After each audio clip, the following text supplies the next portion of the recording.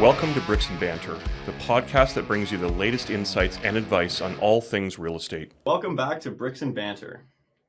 Today we have our general manager here at RE/MAX Jazz, Scott White, and we are talking about TRESA. This is a very interesting topic for all realtors and the general public, I think. So Scott's going to share his knowledge with us today on TRESA, and we've got a couple of questions for him. Yeah, so first and foremost, thanks for joining us, Scott. We know we're bringing in a lot of people from the Jazz family, slowly but surely, but today just felt like we need to at least touch on these very pertinent topics that we now have to deal with every single day, right? So, so let's get into it.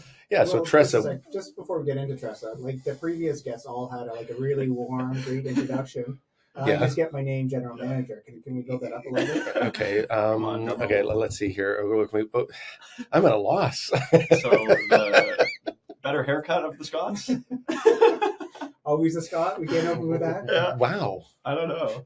Normally it takes about 7 minutes before you throw me under the bus on the podcast. That took all of 2 minutes and 27 seconds. One, right? Depends who you think I'm making fun of. I'm not really making fun of anybody. All right. It's just always a Scot, right? Yeah. But needless to say, we appreciate you coming in. No, Scott White's a great manager. How long have you been the manager here at RE/MAX Jazz?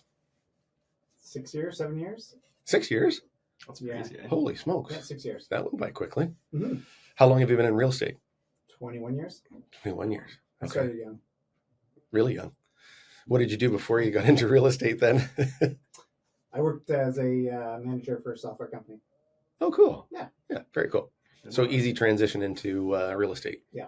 Yeah. Were you also in management before Jazz? I was, yeah. I Another managed broker. at Relevage, yeah. Awesome, yeah. Okay. So you've got a fair bit of experience on this topic then. I do.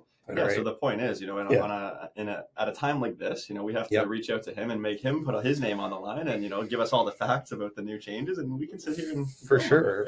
So TRESA is known as what? Is it Trust in Real Estate? Services Act. Services Act. And this replaces the old act that was in real estate, correct? No, it's an amendment to REBA 2002. Oh, it is? Yeah. Okay. So there's only portions of REBA that it rewrites, basically. Okay. So we're doing this on the basis of maybe just kind of slightly informing the general public of some of the changes that are out there. Yes. Some of the things that we'll be looking forward to in the coming months. When did TRESA become effective? December 1st, 2023. So we're 6 days late. It's been a hot week. Yeah. We've been dealing with this, each of us, in our own businesses, right? Like I've talked to Scott multiple times about it. I was making the joke when I called him. I was saying, "Hey, is this the TRESA hotline? Can I get a call in here? Or are you too busy?" Right? But it's really important to know. And the big thing about us here at Jazz is we have a very strong management team. We have a group of people who want us to be succeeding. They're always here to make sure that we know these things and that we fully understand them. And that's why we're doing this today, right? So So Scott, what's the biggest change with TRESA coming in effective December 1st? It would likely be designated representation. That's the biggest change. Okay, so before we get into the details, let's just start with why is TRESA coming into play? What's that's a good point. What's the big reasoning behind it? I think because then people can get their thought processes going, and we can get into seller and buyer, right? Okay, you go first then. Well, no, I want Scott to give us his input as to why. For me, I see it as a reason to be giving the buyers every little bit of information that they can possibly have before they begin the process. That's my initial reading on it, and I've dealt with a couple clients already that have said it, and I've sent it to them, and it's been a little bit of a trial and error for this first week, like any of us. But I think my biggest thing with sharing it with them is just teaching them or wanting them to understand that we're here. Like this is a guide to give you as much info as possible, really. Yeah. So that's my take. If we're gonna, what's yours, buddy? Nope. It affects both parties. It affects sellers and buyers. Correct. Yeah, in general. I mean, Trust in Real Estate Services Act, they're trying to enhance the trust in realtors, right? So in doing so, they're mandating that realtors do a better job of disclosing and explaining their rights as clients or self-represented parties. Okay. So back to your point then as to why that kind of covers off the why TRESA is here, right? Yeah. Another big component of the changes is the registrar now has greater authority to remove unethical or bad actors from the industry. So that's the main portion of it as well. I didn't realize that. So more teeth in the act? Yes. Or just more meat to what's... Both, really? So, one of the changes is under REBA, you needed to have a complaint in order for the registrar to investigate Scott Roy, for example. Okay. So now they don't need a complaint. They can actually pursue realtors just based on their own information. Really? Interesting. Okay. So then if they're pursuing an agent, is there a reason why they would? Or is it just kind of a random selection process? Or is it, how would they get there to say randomly check somebody to make sure, like an agent who's doing that? Well, that we don't know at the moment. Yeah, okay. So fresh. That's what I was thinking. Okay. All right. So no, I just wondered if that had been disclosed or anything. But it's going to be interesting, right? Because like we've been dealing with these acknowledgments. So like, could it be as simple as like REBA and like RICO, like looking at someone and saying, okay, they've done 10 deals this year that I can see, but I haven't had an acknowledgement come through. You know, like maybe it could be something as simple as that. Like, I'm not sure. Yeah, and it might be. So, every real estate brokerage is audited by RICO every about 2 years or so. Yeah. So it could be something out of there when they're going through our files and they notice something, done by Scott Roy repeatedly. Yeah. Okay. And now they're like, we better sit Scott down and have a talk with them. Okay. Can we focus on Dylan too? Just out of curiosity. If you would like me to make mistakes, I can. So this is going out to the public domain, and all I keep hearing is Scott Roy investigation. Well, it's just natural, right? It's easy to say Scott, Yeah. It's so much easier for him. True. All right. So then getting into this a little bit more, you said designated representative was the biggest change that you see that's coming through here. Yes. Yeah. Okay. So what does that mean, or what does that imply to... So it's a bit of a change in the way the legislation's written, but it's not a real big change to the way that realtors practice. Yeah. So under REBA 2002, the way representation was a brokerage representation model. So if I signed up a listing under RE/MAX Jazz, it was deemed that all realtors under RE/MAX Jazz had the same information and knowledge about the property that I have, which in reality is pretty difficult to make happen when you have larger brokerages like ours. Yeah. So under designated representation, the contract is still with RE/MAX Jazz, but we designate a specific realtor to work with that client. Yeah. Okay.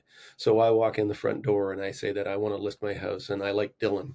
So how does that work then? So does Dylan just come up to my house, or what does he do as a designated representative? I'm just trying to be from the general public side here. Yeah.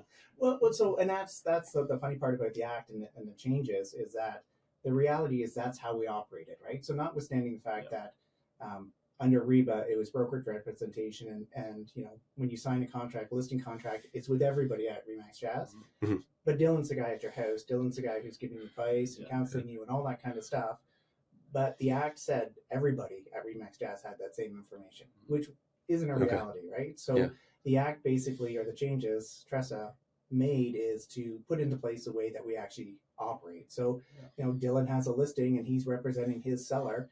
I have a buyer. I'm of course representing my buyer's interests, and as such, we're designated representatives. Under REBA, we're multiple representation, and we had limited disclosure and limited services to both parties. Even though in reality we were completely separate anyways. Okay.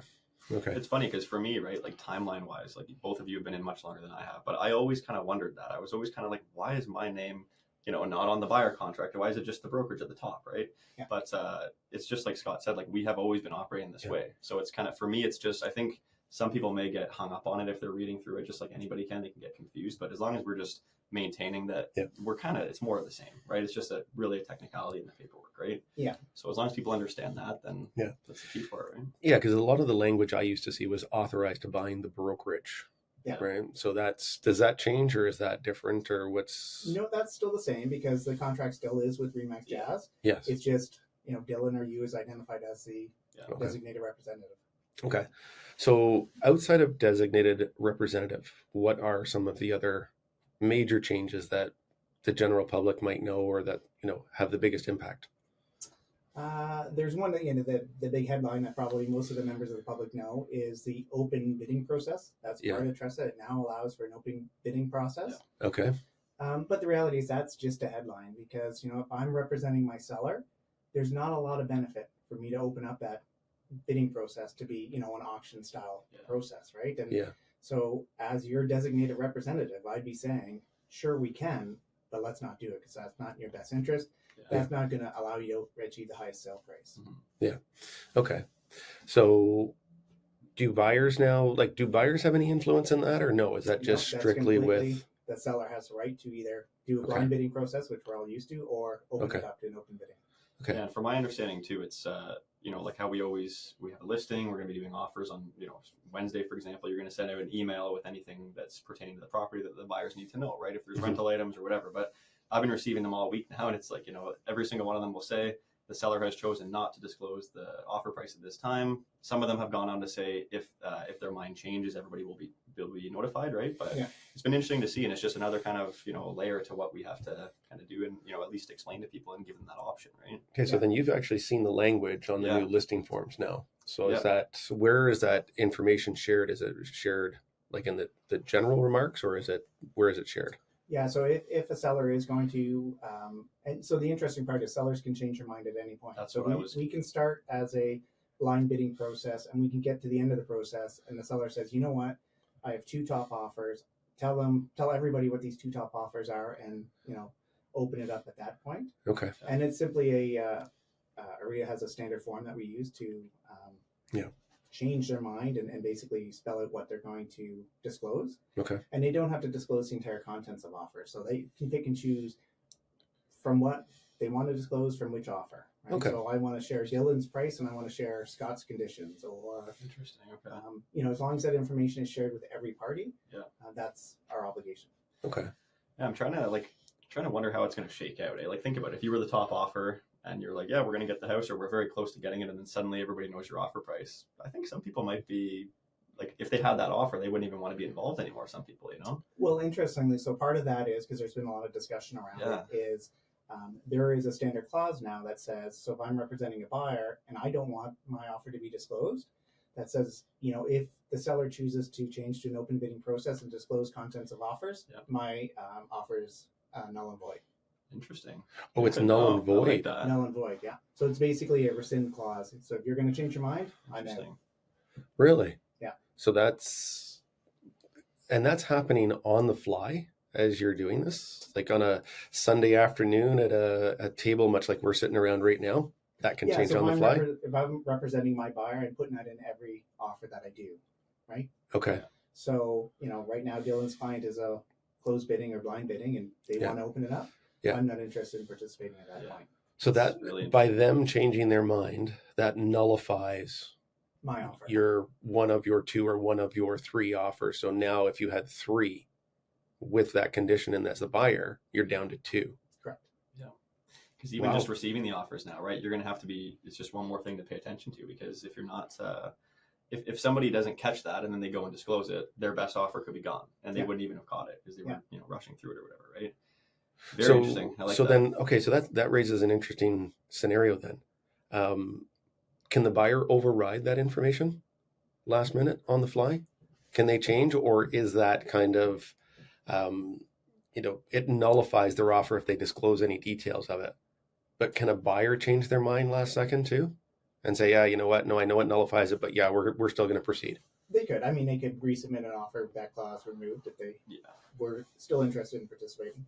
Okay. So it's going to be tough to do on the fly for a lot of these people, because I mean, I know technology with DocuSign allows us to do things pretty quickly, but if you're sitting at a negotiation table at 1:00 in the afternoon, pretty easy. If it's 10:00 at night, not going to be so easy to change those sorts of things. To be honest, I don't know how many, if I've had a discussion with my buyer and told them the pros and cons of including that clause. Yeah. I'm not sure that's something, midway through the offer process, my buyer is going to want to change. Yeah. I can see the seller, and I'm even then limited times can I see the benefit to the seller. So, if I'm representing the seller, I don't necessarily want to disclose the top 2 offers to each other, right? Yeah. That's I'm working in best interest of my seller, and to achieve the highest sale price, we're not disclosing anything, and we're letting the buyers go to where they're comfortable going. Yeah. Okay. It's interesting, honestly, because we've had there's been a brokerage in Toronto, I think. I don't remember the name right now, but there was somebody who was doing like auction type bidding for a while there, right? So it's because I'm pretty sure, if it's who I'm remembering, she's involved with RICO now as well. It was On the Block, I think is what they were called.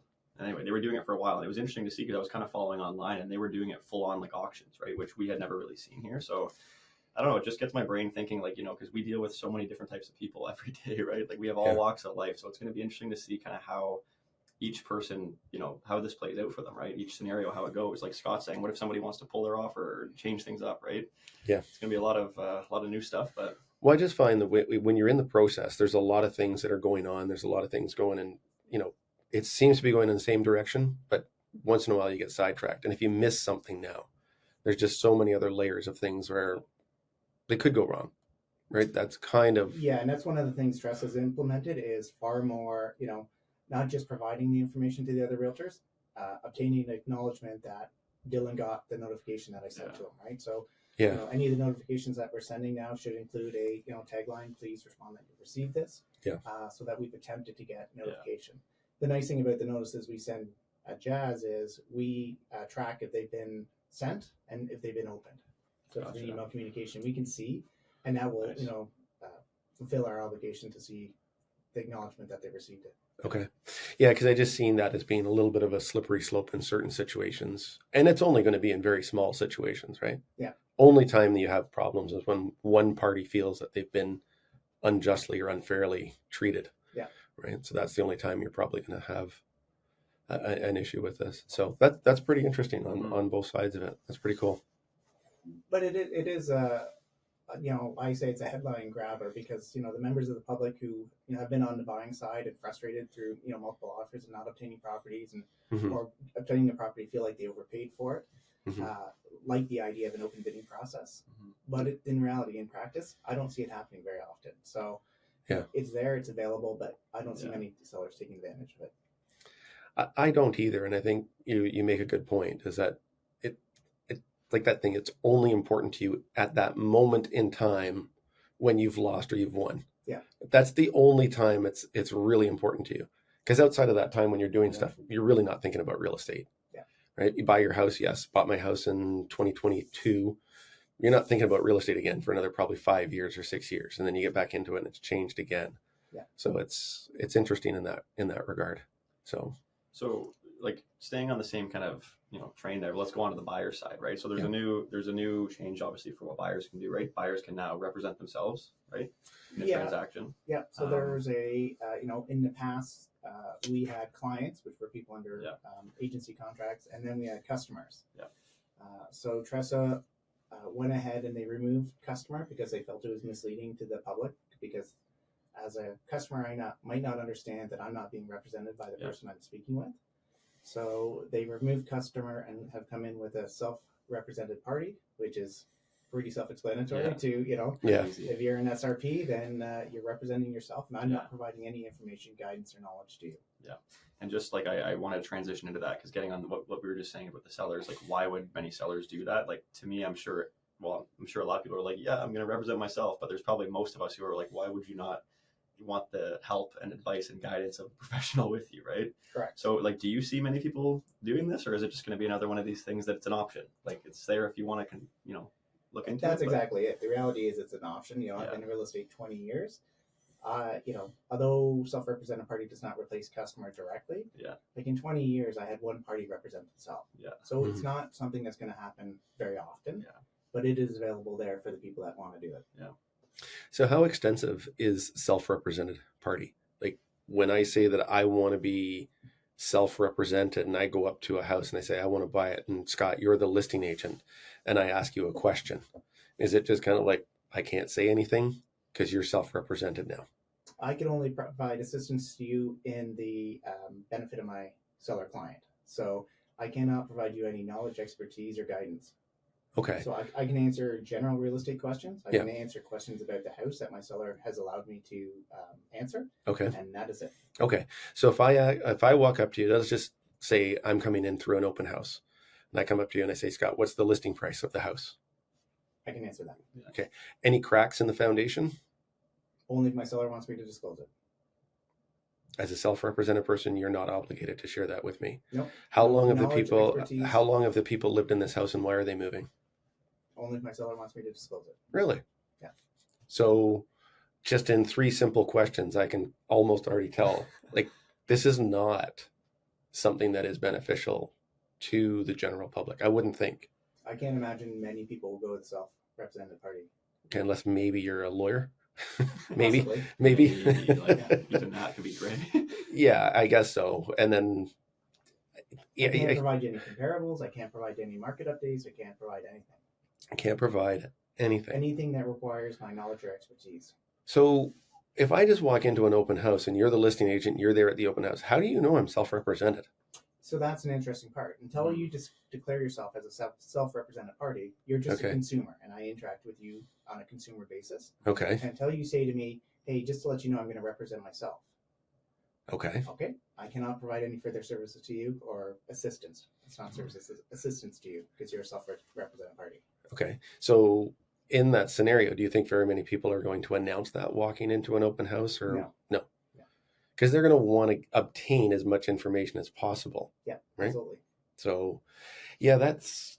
But the reality is, that's interesting. Whether they're a consumer or a self-represented party or a another realtor's client coming through the open house, you've already had that discussion with your seller. What are you comfortable with me talking about? If somebody comes in and asks you to the roof, can I disclose that? And so you've already nailed down what they're comfortable you providing. Yeah.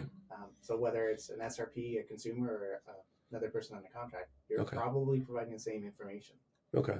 So in terms of like paperwork, like are we talking that we're going to just start receiving these, crayon filled out offers that are all upside down and backwards by random people? Is that what we're going to be expecting? Yeah. Again, the reality is this isn't going to happen very often. If and when it might be something like that. Yeah. It could. Like, you could get somebody scribbling something on the hood of their car and bring it back in. Well, let's be honest. Like we've all received offers from other real estate professionals that are, missing pages and they've signed the wrong parts and things are upside down. Wrong address, so I can only imagine what some of these offers could look like. So and that's from a professional. Exactly. Supposed to be a professional. We're not going to disparage any of the realtors. No, I know. No, but like for each of us, right? Try and remove yourself from the real estate industry for a minute. Like, could you imagine doing that though? Like, you're going to prepare your home paperwork, you're going to do all this stuff, and you're going to feel secure in that process. But how? That's like going and writing your own will. Why don't you just walk into the hospital and say, it's okay, brother, take the day off. I got this heart surgery. You know what I mean? And it's not like we're that extreme, but it is to some level. Like, it's a very serious thing that we do here, right? Yeah. Even though we have fun. I mean, outside of one agent in this office, there's only one guy I know that's removed his tooth without going to a dentist. So we won't get into that story. That's a different type of story. So what else how is this impacting the industry, do you think? Big changes, like you're going to get a wave of change that come through, and then everybody's going to be on board, and there's going to be this massive. Not really. Like, I mean, it seems like a lot of big changes, but in reality, in practice, there's not. There's some additional forms that we have to provide. Okay. The forms have changed quite a bit in terms of, including designated representative on all of them. Okay. There is a new RICO information guide that's required to be provided to everybody. Yeah. I always joke, if the phone rings and they ask you about real estate, your next question is, what's your email? I got to send you this guide. Yeah. That's our obligation, is provide this information guide which is 12 pages, to everybody that's interested in real estate. So someone does call you. So let's say someone calls Dylan on his listing out of the blue, like no identified caller, nothing. His first question should be, have you received the RICO information guide? No, it should be, can I get your email? I need to provide you the information guide. It doesn't then, and that's the interesting part. That's different. So I'm a member of the public. I call Dylan about his listing. I get an information guide. I call Scott. I get an information guide. I call Joe Blow. I get an information guide. Even if you're calling various agents for the same property. Yeah. It is the agent's obligation to provide the guide and to be able to prove that they've not only provided it, but explained it to the member of the public. Explained it to the member of the public, and it's 12 pages. It's a lot of good stuff. And the interesting part about the guide, and so I'm picking my words here carefully, because so the guide talks about representation, multiple representation, self-represented parties, how compensation works, and the complaint process. And then, if the member of the public is interested in becoming my client, I sign them the rest of the paperwork, which is working with the realtor, which talks about representation and self-represented parties. Mm-hmm. I then sign them up to a buyer rep agreement, which talks about representation and self-regulated parties. We do an offer on a property, and we talk about representation and self-represented parties. Okay. So, at the course now, they've heard about representation 5 times. And I can tell you, as a manager, I will still get a call to say, I didn't understand what representation was, right? Yeah, so definitely. I kind of chuckle about the guide because we already talked about it 3 or 4 times. Yeah. Is the 5th time going to be what nails it down and people understand it? Yeah. I don't know. Yeah. Yeah, so with the guide, I've sent it out once now. I sent it out to one set of clients. So there's nothing like no issue where you can be like, I can be sending this, for example, like we just said, like somebody's getting one from 5 different realtors. Like you have to be acknowledging that with each realtor, right? Once you receive it. Yeah. So you, like, if they don't acknowledge that, could you even continue the conversation? Like if we just spoke? You can, and there's likely going to be examples of, I sent it to a client, or not a client, sorry, a consumer, and they're not interested in acknowledging it. Yeah. All I have to do, my obligation is to prove that I sent it, explained it, and attempted to get an acknowledgement. Yeah. I wonder if this is gonna stop, some people from the public who want to reach out to multiple realtors, right? Because we all know how a lot of people are like that, right? Before they sign a contract, they might kind of string a few of us along, try to get out to a few showings, and then pick who they want to work with, right? So maybe this will help with that a little bit. I don't know. Hopefully. Possibly. What's interesting, because I find open houses are a way that people will interview agents sometimes, right? They just go out and talk to someone, feel good working with them, or, there's a good connection or there's a bad connection. And okay, I definitely don't want to work with him or me or her or whatever it is. So even at an open house, then you're going to have the information packages there, correct? No? I mean, I would, as an open house agent, I would have it there and provide them. Okay. But you're not obligated to, because they're coming to you and seeking out the house, right? Okay. If you get a phone call, a past client calls you, anybody like that, you're providing the guide before you carry on and offer any services to them. Past client. Yep. Yeah. Anybody who calls you. I'm not kidding. When the phone rings, your first thing should be, can I get your email address? I got to send you the guide. Really? Mm-hmm. Even if it's your and dentist? Like, we're just calling about duct cleaning. And you're like, sorry, buddy, you get the guide. Check your email. The duct cleaner, They're going to reduce a lot of those calls. He's asking for your ducts. You just want his email. Like, buddy, can you just need your email. I can't talk to you any further until you give me your email address. It's going to be interesting, though, because we have to, that's our reality now. Like, every single time we're going to be sending this thing out, sometimes multiple times a week, every month, whatever it is, right? So then I have a question about the process then. So people prospect in different ways, and we talk about open houses because that's the most obvious one. Open houses, people, you put your signs out, people are, encouraged to come and look at the property or a neighborhood or whatever it is. So someone approaches you. So 2 scenarios. Someone approaches you standing at Tim Hortons because they know you're in real estate. You got something on your jacket. It's like a balloon or something like that on your jacket. So they approach you. Same thing. Have to give them the guide. If you go out and knock on someone's door close to your listing and said, hey, do you have any friends that want to live in the neighborhood? Have to give them the guide? Technically, if you're providing any assistance or services to... Assistance or services? Yeah, anything. I think general market talk standing in line at Tim Hortons and somebody says, hey, how's the market? And you're like, oh, it's good, it's bad, it's wonderful. Yeah, check your email. You might not be having to hand over the guide, but as soon as you start providing any assistance to them, you're definitely in the guide territory. Okay. So it's implied then if someone's reaching out to you about a listing, either commercial, residential, or a lease, that's assistance. Yeah. And that's why that's deemed immediate. Guide-worthy right then and there. Yeah. Right. Okay. It's just like taking everything a step further, right? Like we've always been technically should be doing these things at the earliest opportunity, right? For a lot of the stuff, right? Yeah. So now it's just like there's no option. You have to send it, right? And that's what I say. Like, regardless, send it to everybody. Yeah. Right? Yeah. Everybody you know. So, okay. So here's a question then. Let's say an agent does a monthly mailer. They either a newsletter or something or a market update. Is that deemed to be providing assistance to somebody? And should they be including that in their mailer that they send out to somebody? That's a pretty good question, I think. No, I think at that point you're providing general market information. Okay. Not assistance. So you're not providing assistance towards a specific listing or anything like that? Correct. Okay. They call you and say, hey, that's a great newsletter. I understand the market is up 2% this month. I'd like to, have you come look at my house. No problem. I'll send you the guide. Yeah. I'll send you the guide. Give me your email address. Yeah, exactly. just everybody has to have like a QR code or something. To them. I think that'd be good for open houses, actually. Nice QR code for the RICO guide. Scan that. Yeah. Have a read. Yeah. That's brilliant, Dylan.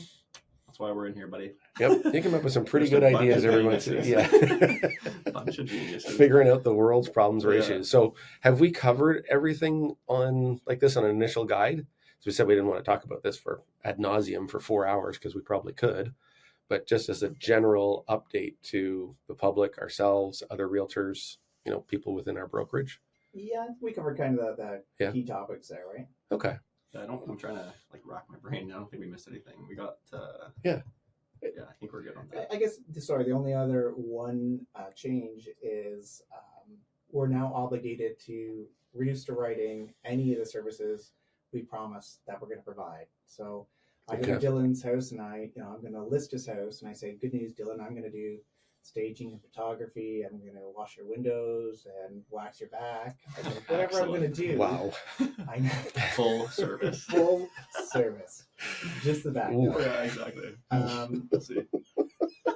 So, try and stay focused after that one. Exactly. So now I have to reduce that to writing. So on the listing contract, when I fill out all the information, I have to attach a schedule that says, here are the service I talked about in the listing presentation. I'm reducing it to writing so that, if I do not provide one of these services, it could be deemed a breach of the contract and you might have recourse to cancel the contract.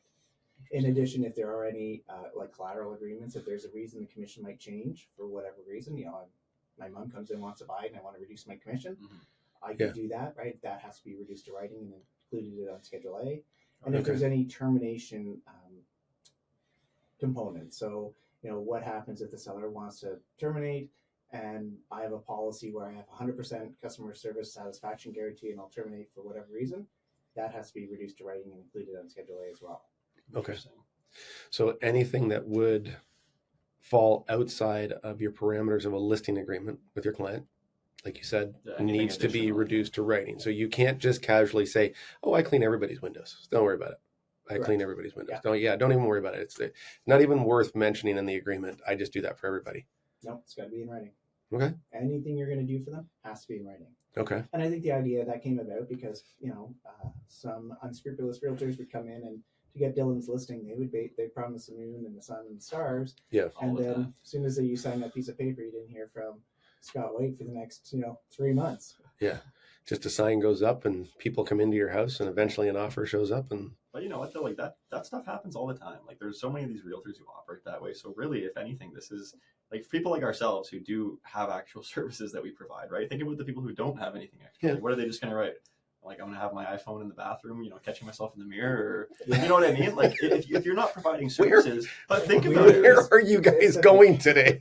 Have you not seen that photo that was going around of the guy in the bathroom that Scott got somebody like Photoshopped him into? It's supposed to be a professional podcast. Yes, this is how they do it, I don't even know what I was saying now because you got me off there. No, he's taking photos with your phone. I'm just saying that, if you think about it, like to some degree, this could actually help us because for the realtors who go in there and they say, well, I don't have any other services and this is why I'm charging you this fee that I'm charging you. Yeah. One of us comes in, regardless of what your fee is, if you've got a list of 10 things and you're damn well going to do them, that makes you look pretty good. I don't know.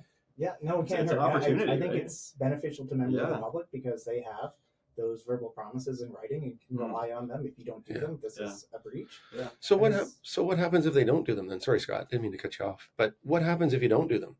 Like if you itemize everything in Schedule A and you stage the house, you clean the floors, you painted the front door red, like exactly the way they wanted, the way you described, but you forgot to clean the windows. Breach of contract? Well, that's TB determined, right? Yeah. We're going to learn on the job.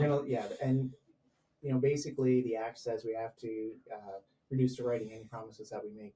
Okay. It doesn't say what happens if we don't reduce it to writing or what happens if we don't fulfill all the promises. Yeah. So the caveat there is,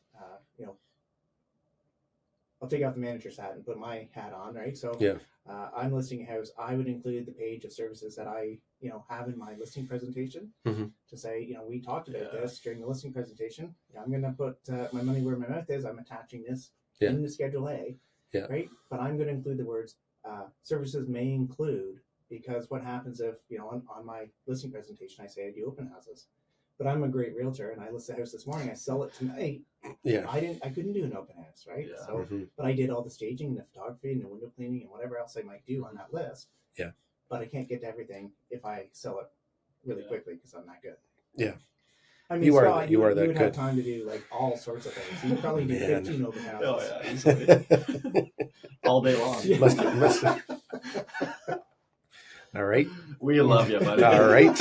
All right. Hey, I've got this is a market where you need to try different things, right? Like Scott had a day where he did a long open house, and we're kind of busting his chops a bit. But I mean, you have to try things, right? Yeah, we did a 7-hour open house. Yeah, it worked pretty well. Hey, did somebody come through? Yes, they did. Then that you've done your job. Exactly. Have you not? Right? That's service to your client. That's the thing, right? So that's interesting, right? Because we all think of this reduced promises to writing from a listing perspective, right? Yeah. But we also have the obligation under the buyer's contract to list what we're going to provide, right? So if I'm going to show you houses every weekend, or I'm going to email you listings every day, whatever it is, and it's probably a little bit more vague on the buyer side of it because it's not clean windows and professional staging. Yeah, that's going to be. I'm going to provide you all listings that match your criteria. I'm going to be available for questions, Monday to Friday, 9 to 5, or whatever it is, or whatever services you promise to a buyer has to be written down in writing. So what if you don't provide any services? You don't put anything down. I'm not being difficult. I'm just saying, as a buyer's agent, you're I know. Like show you properties. Yes, I know that. But if you leave that blank, but you still show properties and you still call them once a week, or you call them every other day and say, look, I haven't found any new properties, because we do go through certain markets where saying, hey, I'm going to send you properties every week. I mean, I'm in an area where we haven't had a new listing up in probably 2 weeks that would meet my client's criteria. But that's criteria, right? Is send you properties that match your criteria. Okay. Properties come up that match it. Yeah. You're not getting anything. Yeah.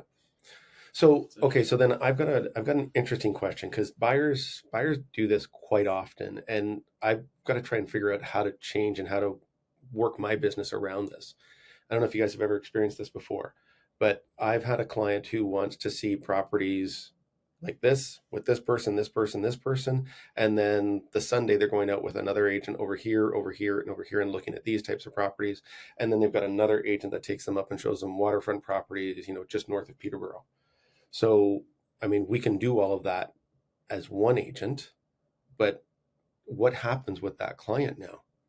Because that's totally different. I mean, they're choosing to work the way they want to, but we're kind of handcuffed with the process and how we have to work with them. Yeah, a little bit. So, to that effect, if it's your listing that you're showing, that's a service to your client, yes, the seller. So you can show that property to this individual, right? Yes. If it's, I'm sitting in the office and I get a call that, hey, listen, I want to go see 123 Main Street. Mm-hmm. I'll be sending out a buyer's representation agreement for 123 Main Street to specific. say, I am obligated to explain to you agency and representation. I can't very well fulfill my duties if I'm not representing you under a representation agreement. Yeah. Because it's so easy to slip into implied agency, and then Yeah, I guess that was the word I was looking for, was implied agency. It's like as soon as you start having a conversation with someone, a consumer can construe that as, well, yeah, he was acting as my agent or her agent. Exactly, right? And I think that's what the Act is trying to, or the change TRESA is trying to change, is that people understand what I can provide to you as a under representation, what I can't provide to you, right? Okay. Because that's exactly what happens. They show up and I show them the properties and they think I'm representing their interests, but the reality is I'm representing my seller client's interests. Yeah. So that's going to be an interesting scenario, because I'm sure we've all had that, where you get a call about your property. So you go and show your listing to a potential person who drove by, saw the lot, saw the waterfront, take them to go and see it. Hey, while we're out, can we go and see that one, and that one as well? And then you find out that the following weekend they went to see another property, and that agent took them to see that property, and that property. Yeah. So, and the answer to that question is absolutely. I can show you these other 3 properties. Here's a buyer representation agreement. Yeah. First of all, here's your RICO information guide. Yeah. Step 1. Next one is, here's your buyer representation agreement specific for the 3 properties outside of my listing that I'm going to show you. Okay. And that needs to be done. There's no question about it. There's no, hey, I didn't have a chance to, and I didn't have all my forms with me, and I was right across the street, so I just showed it anyways. Yes. Not allowed. It should be done, yes. Allowed.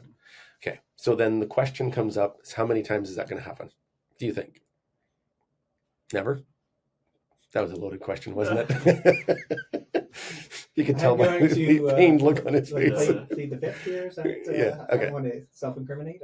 Yeah. Well, I think the reality is a lot of this stuff we do have to just kind of let it play out and see how everything happens, right? Like, we're going to be learning on the job for a lot of it. As long as we understand the key components that are what our obligations are, then a lot of it is going to be fun. It's going to be interesting at times, but and really that the changes are all about a disclosure, right? So that the consumer knows what representation they're getting.